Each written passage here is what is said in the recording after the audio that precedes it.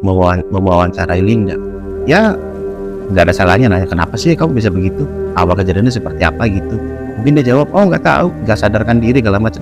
Nah ya emang nggak sadarkan diri, karena delusinya timbul dikala dia merasa ada suatu tekanan, ada sesuatu hal yang gimana gitu timbul dengan sendirinya.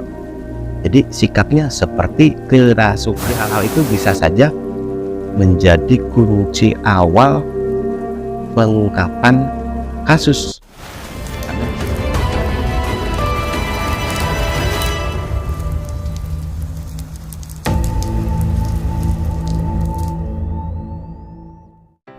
Assalamualaikum warahmatullahi wabarakatuh. Jumpa lagi bersama saya Niko di Caruban Misteri Channel. Kali ini ada satu hal yang harus saya ungkap secara mungkin agak beda ya. Bukan mau sok ikut-ikutan ataupun apa gimana ya. Tapi kayaknya perlu juga deh. Saya juga punya hak untuk berargumen, punya hak untuk menyatakan sesuatu hal. Tentunya di kasus yang lagi viral saat ini, yang bener-bener lagi ramai banget. Jadi kasus ini terjadi di kota saya, dimana lokasi kejadian nggak jauh dari tempat saya, yaitu kasusnya Vina. Ada hal yang bikin saya jadi unek-unek banget ya, karena nggak tahu juga nih, ini kok ngarahnya kepada Linda. Ya singkat aja deh, tentang kerasukannya Linda nih. Mungkin sebagian orang, terutama di Indonesia ya, meyakini tentang fenomena kerasukan. Kalau kerasukan umumnya Indonesia, Malaysia, Singapura, Thailand, Vietnam mungkin ya. Kayaknya kebanyakan di Indonesia. Tapi kalau di Eropa nggak ada. Nah, mengenai hal-hal yang berkaitan dengan kerasukan ini, sebetulnya tidak selalunya terjadi ataupun terkait dengan hal-hal sifatnya gaib, atau jin masuklah kepada manusia lalu mengendalikan fisiknya manusia. Nah, ini kan manusia ini kan makhluk paling sempurna, tidak semudah itu kekuatan lain selain roh ya itu bisa menguasai manusia. Nah, ini yang jadi gimana gitu ya. Nah, seperti halnya Linda yang kerasukan, konon gitu, yang merasuki adalah rohnya Vina.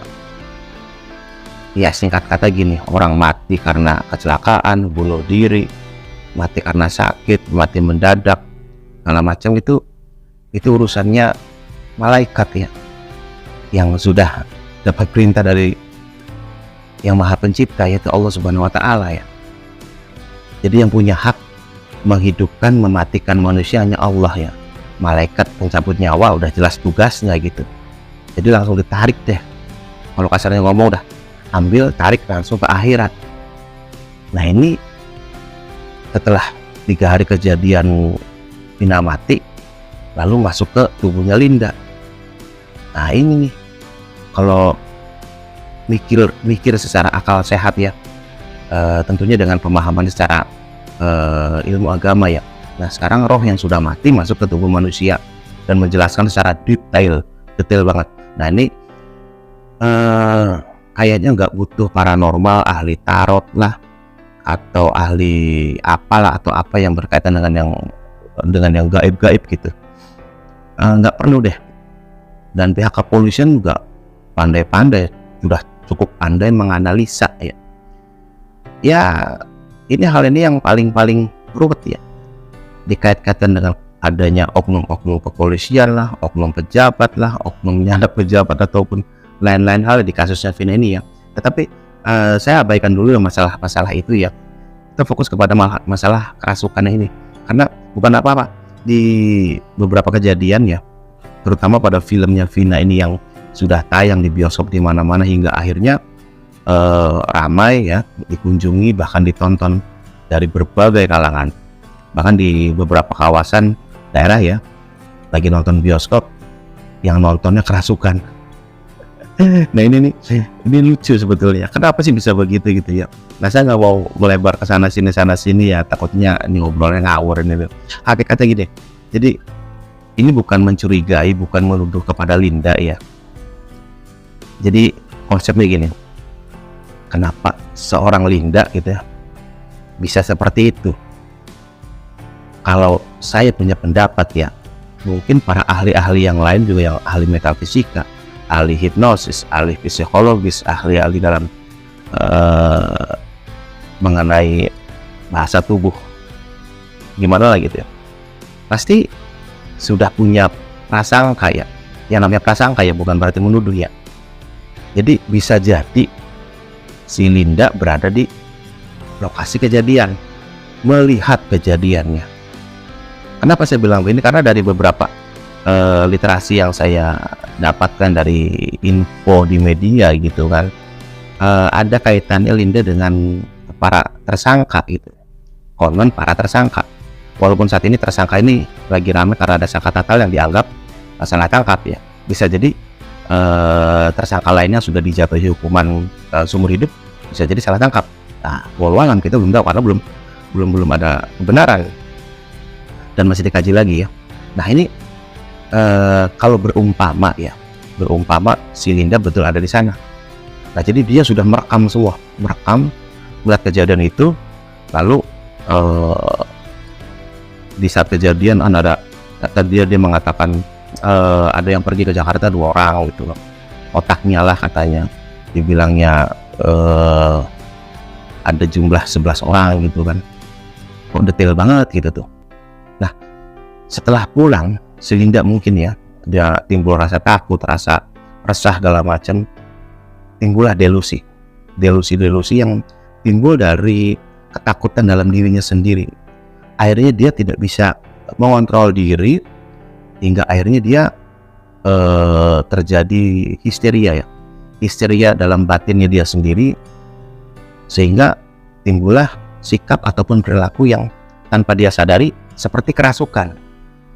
Nah, kenapa sih kalau di keterangan keluarganya ataupun lain-lain menyatakan bahwa suaranya, gaya bicaranya, logatnya sama seperti almarhum Vina gitu kan? Nah ini nih kalau saya mulai pendapat gitu ya, karena Linda ini kan katanya deket banget ya, teman rapat gitu ya.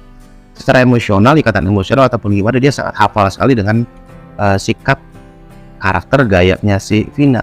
Jadi di saat dia tidak sadarkan diri di alam bawah sadarnya ya, karena tertanam di alam bawah sadarnya dirinya seolah Vina gitu kan. Jadi dia bisa mengekspresikan gaya bicara, logatnya itu ya seperti almarhum Vina. Nah jadi apa yang dinyatakan di saat dianggapnya seperti kerasukan itu, ya dia bersikap seperti layaknya almarhum Vina. Nah jadi kalau boleh curiga, bukan berarti menuduh ya, kalau boleh agak menjurus kepada hal-hal itu ya, bisa jadi dia ada di sana gitu. Ya coba tolong deh ya, mudah-mudahan pihak kepolisian juga punya pemikiran lebih dulu ya. Nah Linda harus diambil dulu untuk diminta keterangan aja gitu, karena hal kerasukan, keterangan, informasi dari kerasukan itu kan nggak bisa menjadi modal utama yang memiliki kekuatan secara hukum ya, nggak bisa dibuktikan, karena biar bagaimanapun juga hukum itu lebih melihat kepada bukti ya. Jadi kalau kerasukan nggak bisa ya, walaupun mengatakan si A si B ini pelakunya, nggak bisa. Hanya saja kok dari awal dulu kejadian kasus Vina itu, lalu hebohnya tentang berita kerasukannya si Linda ini kan, yang dirasuki oleh rohnya Vina gitu, udah ramai, udah lama banget gitu kan.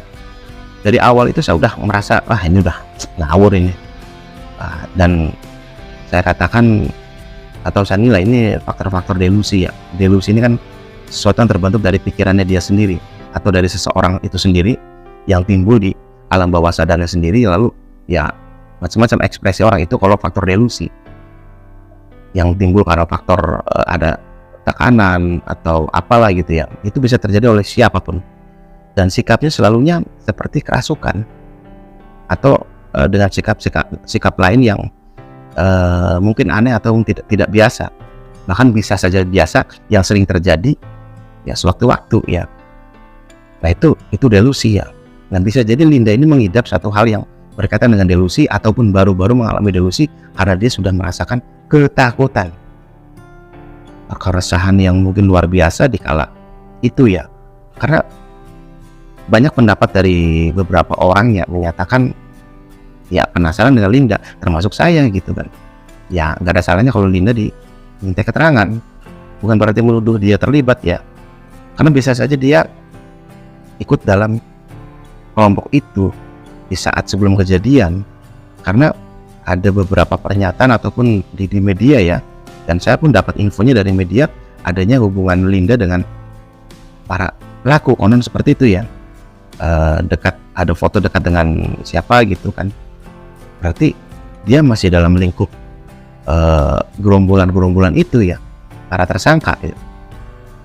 Jadi mungkin kejadian itu dia melihat segala sesuatunya ada terjadinya pemukulan pakai balok karena ada keterangan tangannya patah dipukul pakai balok, lalu pemukulan ini dan itu segala macam detail banget diceritakan, terekam, bisa jadi terekam banget di situ karena dia melihat di lokasi gitu kan. Di saat pulang dia berusaha tenang ataupun gimana menutupi diri, tapi karena ada sesuatu hal yang mungkin bagi Linda ini mengerikan ataupun nggak biasa, tidur nggak tenang, makan nggak enak, nggak nafsu, semuanya segala macam, timbullah reaksi di situ tanpa kontrol, di luar kesadaran, lalu dia bersikap seperti kerasukan. Bukan kerasukan ya, saya anggap itu bukan kerasukan, lalu reaksi dia begitulah. Nah, ini yang jadi tanda tanya, karena biar bagaimanapun juga patut kita ketahui, kalaupun jin bisa saja, tetapi jin itu juga tidak semudah itu masuk kepada manusia. Boleh ditanya kepada ahli-ahli agama ya, hakikatnya seperti apa gitu ya, karena ini nggak bisa dibiarkan terus ya, karena ini menjadi suatu perbincangan yang sangat ramai, bahkan sebagian banyak orang meyakini kasus kerasukan yang terjadi pada Linda ini betul itu adalah rohnya Vina. Nah, ini yang nggak masuk gitu ya. Nah, jadi semoga aja info tambahan aja bagi saya ya, karena dari tadi saya coba pahami beberapa hal ya, saya lihat beberapa pernyataan dari para yang lain gitu kan, memiliki pernyataan yang sama seperti ada dalam pikiran saya gitu. Jadi saya sebagai orang yang biasa bermain dalam dunia pikiran orang, itu dalam dunia hipnosis ya, tentang alam bawah sadar ya. Nah, ini alam bawah sadar Linda ini nih yang terjadi spontanitas, dia menyatakan satu hal yang detail tadi kan, seperti rekamannya nanti ataupun nanti saya tunjukkan gitu ya, dikala Linda katanya kerasukan gitu. Jadi coba perhatiin deh, coba nilai, dan biar nggak salah ya. Walaupun saat ini sudah ada informasi salah satu DPO sudah tertangkap, itu juga baru pemeriksaan, belum bisa dinyatakan benar ya. Kalaupun benar ya alhamdulillah gitu kan, jadi bisa terkuak semua hal-hal yang selama ini mungkin banyak yang ditutup-tutupi, atau banyak hal lain-lain yang bisa terungkap lagi nantinya ya. Kembali lagi kepada hal yang tadi saya ulas tentang kerasukan tadi ya, agar jangan diyakini, agar jangan sampai menjadi hal yang terkesan itu adalah gimana-gimana, tetapi kita melihat dari sisi Lindanya dulu. Kenapa kok dia bisa detail seperti itu, kok kenapa sih dia bisa bersikap seperti kerasukan. Dan saya akan selalu bilang itu seperti kerasukan, bukan kerasukan, agar bisa diperjelas lagi ya, biar sama-sama dipahami. Dan kalau mengarah kepada saksi utama mungkin bisa jadi, tapi yang selama ini di media di mana-mana ada ya, kok Linda nggak pernah nongol gitu, dalam arti tidak ada pihak media yang menyambangi Linda ataupun mewawancarai Linda. Ya nggak ada salahnya nanya, kenapa sih kamu bisa begitu, awal kejadiannya seperti apa gitu. Mungkin dia jawab, oh nggak tahu, nggak sadarkan diri segala macam. Nah ya emang nggak sadarkan diri, karena faktor delusi itu bisa terjadi, timbul tiba-tiba, karena dari alam bawah sadarnya itu timbul delusinya, timbul dikala dia merasa ada suatu tekanan, ada sesuatu hal yang gimana gitu timbul dengan sendirinya. Jadi sikapnya seperti kerasukan. Jadi hati-hati dengan faktor delusi ya. Nah, jadi hal-hal itu bisa saja menjadi kunci awal pengungkapan kasus, karena bisa saja Linda sebagai saksi kunci melihat ya, saksi ya, bukan pelaku ya. Kalau namanya saksi kan hanya saksi gitu, tapi kalau dia saksi mengetahui adanya tindak kejahatan atau kriminalitas yang gimana gitu lalu tidak melaporkan, itu juga ada hukumnya. Jadi sama saja menyembunyikan kasus, apalagi kasus ini sudah terjadi dari tahun 2016 ya, dan sampai sekarang baru ramai lagi dengan gara-gara ada satu film yang mengangkat kisah nyata tentang Vina ya. Walaupun waduh ya bagus, sangat bagus sekali, cuman nah ini sisi marketingnya juga mungkin ya. Dari beberapa bioskop lalu ada pengunjung penonton yang tiba-tiba kerasukan ya. Bisa saja itu kerasukan karena delusi, bisa saja bagian marketing biar tambah seru. Wah, di bioskop anu ada ngerasukan, wah jadi orang penasaran, seheboh apa sih, seserem apa sih sampai bikin penonton itu kerasukan. Nah akhirnya banyak orang makin tertantang, adrenalinnya, wah nonton bioskop deh.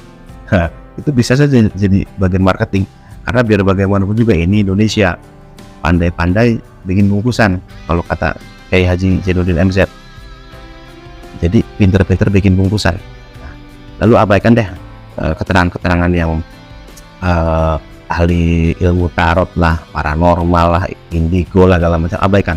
Karena tidak butuh mereka, karena semua masyarakat pintar semua menganalisa, mengira-ngira sudah. Apalagi pihak aparat kepolisian, lebih pandai lebih dulu untuk mengungkap hal-hal kasus gitu kan.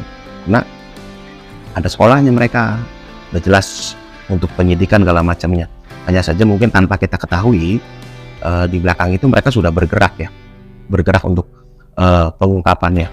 Karena dari tahun 2016, nah sekarang di tahun 2024 pihak kepolisian yang sekarang ini coba mengungkap ya kejadian-kejadian dulu. Apakah ada keterlibatan oknum kah atau keterlibatan lain-lain? Nah, walau alam, biarkan pihak kepolisian di tahun 2024 ini untuk mengungkap. Karena ini udah sampai tingkat pusatnya ikut mengurus ya. Jadi semoga kasus ini cepat terkuat dan cepat selesai kasusnya. Nggak tiap hari di berita media ini ribut dengan masalah kasus Vina ini. Jadi biar ganti berita lain deh, dan beritanya itu terus ya. Oke, pokoknya salam akal sehat deh untuk semuanya. Jadi hati-hati untuk para orang tua dan juga para adik-adik ya, agar pandai-pandai bergaul. Kemana kita harus bermain, dengan siapa kita bermain, itu hal-hal yang harus kita hindari ya. Sama halnya seperti kasus-kasus yang konon katanya seperti Saka Tatal tadi kan, salah tangkap. Nah jangan sampai salah tangkap, nah, kita nggak tahu apa-apa ditangkap dibawa-bawa. Nah lalu ya kalau ada hal seperti itu misal gitu ya, pandai-pandai lah kita berontak ataupun gimana lah. Jangan udah dipukulin, disetrum segala macam, jangan ngaku iya padahal nggak melakukan apa-apa. Cuman aneh ya, kok nggak berusaha gimana gitu.